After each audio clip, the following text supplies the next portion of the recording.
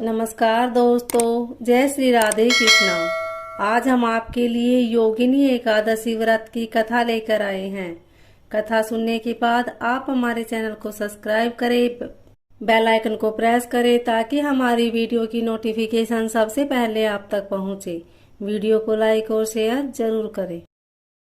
हिंदू धर्म ग्रंथों में हर एकादशी का अपना अलग महत्व बताया गया है। इन्हीं अलग अलग विशेषताओं के कारण इनके नाम भी भिन्न भिन्न रखे गए हैं। प्रत्येक वर्ष में 24 एकादशियां होती है। मल मास की एकादशियों को मिलाकर उनकी संख्या 26 हो जाती है।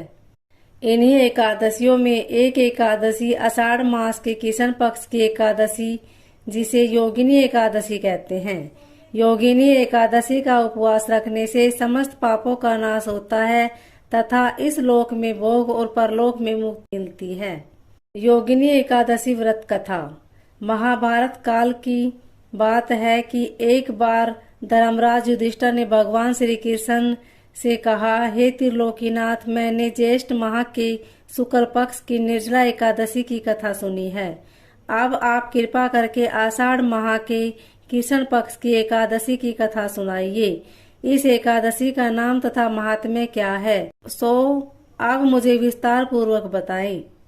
श्री कृष्ण ने कहा, हे पांडव पुत्र, आषाढ़ माह के कृष्ण पक्ष की एकादशी का नाम योगिनी एकादशी है। इसके व्रत से सभी पाप नष्ट हो जाते हैं। यह व्रत इस लोक में भोग तथा परलोक में मुक्ति देने वाला है। हे अर्जुन, यह एकादशी तीनों लोकों में प्रसिद्ध है।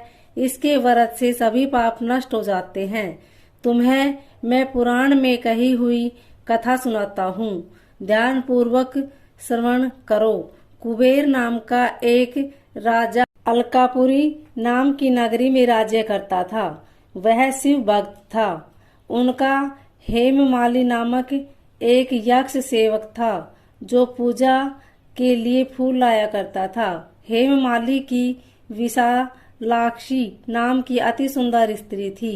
एक दिन वह मानसरोवर से पुष्प लेकर आया, किंतु कामासक्त होने के कारण पुष्पों को रखकर अपनी स्त्री के साथ भ्रमण करने लगा। इस भोग विलास में दोपहर हो गई। हेममाली की राह देखते देखते जब राजा कुबेर को दोपहर हो गई तो उसने क्रोध पूर्वक अपने सेवकों को आज्ञा दी कि तुम लोग जाकर पता लगाओ कि हेममाली अभी तक पुष्प लेकर क्यों नहीं आया।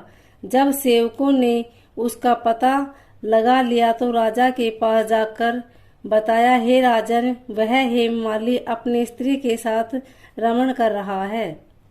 इस बात को सुन राजा कुबेर ने हेममाली को बुलाने की आज्ञा दी। डर से कांपता हुआ हेममाली राजा के सामने उपस्थित हुआ। उसे देख कुबेर को अत्यंत क्रोध आया और उसके होठ फड़फड़ाने लगे। राजा ने कहा, अरे अधम, तूने मेरे देवों के भी देव भगवान शिवजी का अपमान किया है। मैं तुझे श्राप देता हूँ कि तू स्त्री के वियोग में तड़पे और मृत्युलोक में जाकर कोढ़ी का जीवन व्यतीत करे। कुबेर के श्राप से वह तत्क्षण स्वर्ग से पृथ्वी पर आ गिरा और कोढ़ी हो गया। उसकी स्त्री भी उससे बिछड़ गई। मृत्युलोक में आकर उसने अनेक भयंकर कष्ट भोगे, किंतु शिव की कृपा से उसकी बुद्धि मलिन न हुई और उसे पूर्व जन्म की भी शुद्ध रही। अनेक कष्टों को भोगता हुआ तथा अपने पूर्व जन्म के कुकर्मों को याद करता हुआ वह हिमालय पर्वत की तरफ चल पड़ा। चलते चलते वह मार्कंडेय ऋषि के आश्रम में जा पहुंचा। वह ऋषि अत्यंत वृद्ध तपस्वी थे। वह दूसरे ब्रह्मा के समान प्रतीत हो रहे थे और उनका वह आश्रम ब्रह्मा की सभा के समान शोभा दे रहा था। ऋषि को देखकर हेममाली वहां गया और उन्हें प्रणाम करके उनके चरणों में गिर पड़ा।